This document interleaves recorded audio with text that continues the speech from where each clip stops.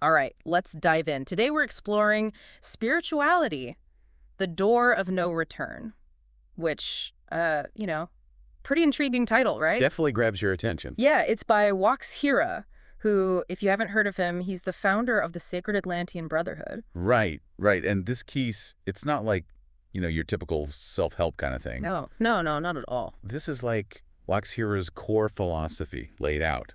It really gets at, I think, a feeling a lot of us have. That sense that there's got to be more to life. Oh, absolutely. I mean, that's such a common human experience, that yearning for something deeper. Yeah, more than just the day-to-day grind. Exactly. Like, what's the point of it all? Who am I really? Yeah. WaXhira would say that's the beginning of spiritual awakening. Okay, so spiritual awakening, it's a term I feel like it's everywhere these days, but what does it actually mean in the context of, what we're talking about today? Right. Well, for WaXhira, it's not just like meditation or mindfulness, though those can be part of it. Sure. It's about a much deeper, more fundamental shift in how you perceive, like, reality itself. Okay, I'm starting to see where this door of no return idea comes in, but honestly, sounds a little intense. It's a powerful metaphor, for Yeah. sure. Think of it like, let me see. Imagine you're finally understanding like a really complex scientific theory. Oh, okay, got it. You can't just unsee the solution once it clicks, right? Yeah, that makes sense. It changes how you see everything. That's the door he's talking about. Once you go through it, there's no going back to the old way of seeing things. So if we're stepping through this door, what are we leaving behind? What are these illusions WaXhira says we're seeing through? He points to a lot of things, actually, like blindly following societal norms. Yeah. Just doing what you're supposed to do. Right, Or right. chasing material possessions, thinking that's going to bring happiness. Oh, I think we've all been there. Yeah. A lot of it is driven by ego, not genuine need. He argues that these things keep us from seeing reality for what it truly is. I can definitely relate to that. Like, I used to be so obsessed with getting the newest gadgets, thought it would make me happy. Looking back, it seems so pointless. And that brings us to one of WaXhira's most, I think, intriguing points, the idea of love as a tool for understanding. Okay, hold on. Love. I mean, not just like romantic love. No, he's talking about a much broader kind of love here, like a way of being. Okay. He's saying it lets you see clearly, without judgment or bias. Like it fosters deep empathy, not just for other people, but for, the planet, everything. That's fascinating. It's like, have you ever had those moments where you feel this intense connection, maybe with someone or even just in nature, and suddenly your whole perspective shifts? Oh, absolutely. Those are powerful moments. They give you a glimpse of what it means to see the world through that lens of love. So how do we get there? I mean, our minds are so busy, so distracted all the time. How do we even start to see clearly in the middle of all that noise? Well, WaXhira is a big believer in concentration, like training your mind to focus. Okay, like a mental muscle. Exactly. It's not easy, especially with how much our modern lives are set up to, keep us distracted. So it's about more than just being awake. It's about being truly present. Right, right. Yeah. He actually criticizes modern life a lot for that. Like, think about school, work, everything's routines and tasks. Yeah. He says we become almost robotic, and that keeps us from real spiritual fulfillment. He's really challenging us to rethink things here. So how do we break free from those routines and start making choices that are aligned with, this deeper awareness? That's where WaXhira introduces practical spirituality. Yeah. Like, how do we take these big, maybe kind of abstract ideas and put them into action? Okay, practical spirituality. Now that's something I want to hear more about. Yeah, it's about bridging that gap, between these big ideas and how we actually live our lives. Yeah, absolutely. It's the key, he thinks, to making all this real. So we're back, and last time we were really getting into WaXhira's idea of the door of no return. Yeah, that really stuck with me too. But before we kind of got sidetracked, you were about to tell us about that utopian vision thing he talks about. Right. That's where he gets into how these individual awakenings, the stuff we were talking about, can actually lead to a better world, like for everyone. Okay, yes, we've talked about personal transformation, but how does that translate to like societal change? What does WaXhira say about that? So he believes that as more people awaken, it creates a ripple effect. Like one person changes and that inspires others and so on and so on. Oh, interesting. And eventually you reach this critical mass where, love, empathy, interconnection, they become the dominant force. So it's not about waiting for like some outside force to fix things. It's about each of us playing a part in this transformation. Yeah, exactly. And that's where his whole emphasis on practical spirituality comes in. Right, right. Because it's one thing to have these big ideas, Yeah. but how do we actually put them into action? He's all about that, like Hmm. taking those big concepts, love, empathy, compassion, and turning them into like concrete actions in our daily lives. So less about meditating on a mountaintop and more about like how we treat the barista making our coffee. Exactly. He gives specific examples in his writing, cultivating kindness, compassion, forgiveness, understanding, like in all our interactions. That sounds simple, but I feel like it can be so hard sometimes. Oh, for sure. Especially in a world that's, so competitive, so individualistic. I hear you. It's a constant practice. But WaXhira believes the more we make that conscious choice to act from love, the more we strengthen those qualities within ourselves and then like inspire other people to do the same. Okay, so I'm starting to get this vision, like a world where people genuinely care about each other, where cooperation replaces competition. Yeah. It sounds pretty incredible, but part of me is like, is this realistic? Is it just too idealistic? I get that. It's easy to dismiss it as, pie in the sky thinking. But WaXhira's argument goes deeper. He's saying this utopian vision is actually based on a fundamental truth about reality. Okay, now you've got me really intrigued. What truth is he talking about? He believes that at the deepest level, we're all interconnected. Like he uses that biblical verse, in God we live, move, and have our being, Oh, to wow. illustrate the concept. So we're all like part of this vast cosmic tapestry connected to some larger source. Oh, yeah, precisely. And when we truly grasp that, when we see ourselves as part of something bigger than just our little ego, Mm-hmm. he thinks that naturally leads to more compassion, empathy, a desire to like contribute to the well-being of the whole. It makes you think about all the conflicts and divisions in the world. Yeah. So much of it comes from that us versus them mentality. Right. That's the illusion WaXhira is urging us to see through. He's saying recognize that your well-being, it's tied to everyone else's. We're in this together. It's pretty mind-blowing stuff. Like, I get it intellectually, but I'm still kind of grappling with how to bridge that gap between this ideal and, the messy reality of the world. That's the challenge, right? But I think WaXhira's teachings, they offer a roadmap. He emphasizes personal transformation as the foundation for societal change. So not ignoring the problems, No. but starting with ourselves and letting that change ripple outward. Exactly. He believes as we individually awaken, start embodying love, empathy, consciousness, Mm-hmm. those qualities, they naturally radiate outward. We become like beacons of light, inspiring others. It's like Gandhi said, be the change you wish to see in the world. Yes, perfect example. The more individuals embody these qualities, the Love more they like permeate the collective consciousness. Okay, now it's starting to click for me. It's not about waiting for some savior. It's about each of us taking responsibility for our own spiritual growth. Mm-hmm. And then that positive energy, it ripples out. It affects our families, our communities, eventually the world. That's the core of WaXhira's message. It's a revolution of consciousness, but one that starts within each of us. So what does that look like in our everyday lives? How do we actually live out these principles? It starts with the smallest things, bringing awareness to your thoughts, your words, your actions, choosing kindness over judgment, forgiveness over resentment. It sounds almost too simple. I know, right? But I guess it's about recognizing those moments where we have a choice to make. Yeah. And choosing love over fear. Exactly. Those choices, even if it seems small, they create a ripple effect. They bring more positive energy into the world. It's like that pay it forward idea. If I'm patient with a stressed out cashier, Mm-hmm. maybe that brightens their day and they're a little kinder to the next customer and so on. Perfect example.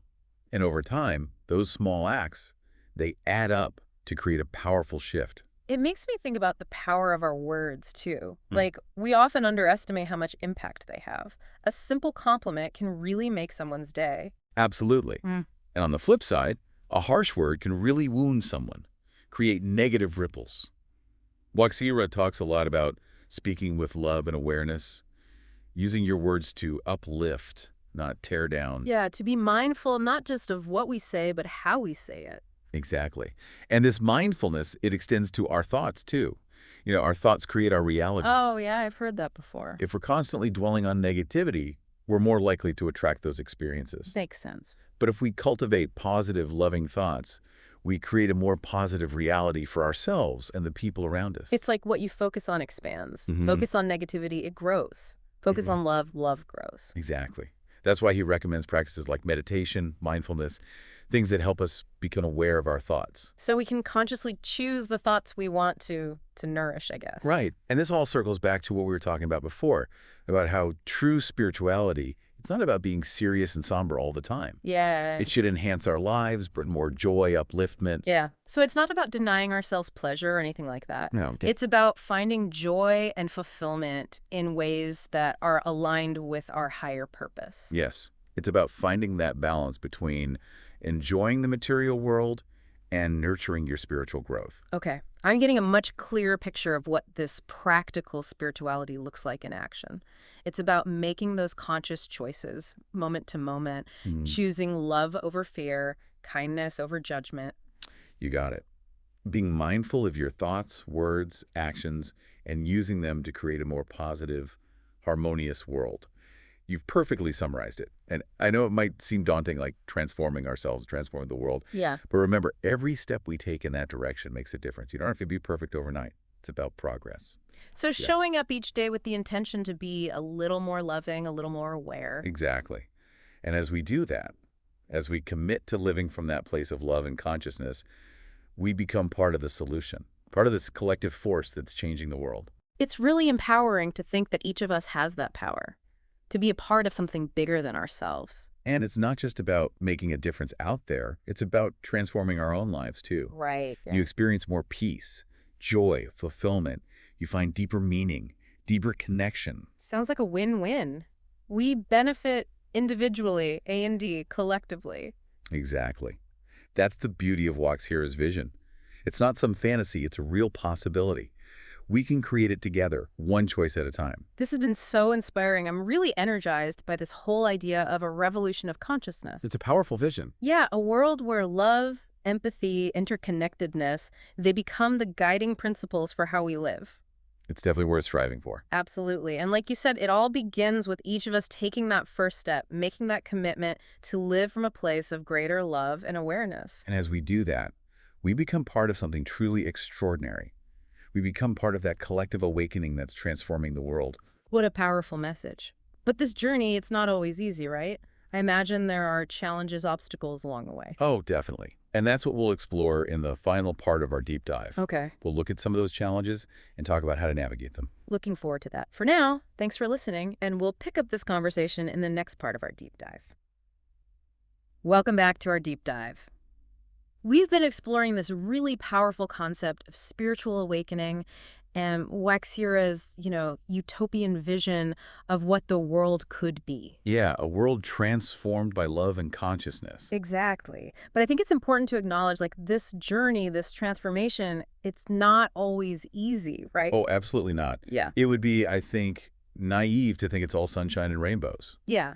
As with any profound change, there are going to be challenges. Yeah, like bumps in the road, moments of doubt, maybe even setbacks along the way. For sure. It's like, climbing a mountain. Hmm. There are going to be some steep climbs, maybe some rocky terrain to navigate. Okay, love that analogy. So for those of us who are, starting out on this path, what are some of those common obstacles? What kind of rocky terrain are we talking about here? One of the, I think, biggest hurdles is facing what's often called our shadow self. Oh.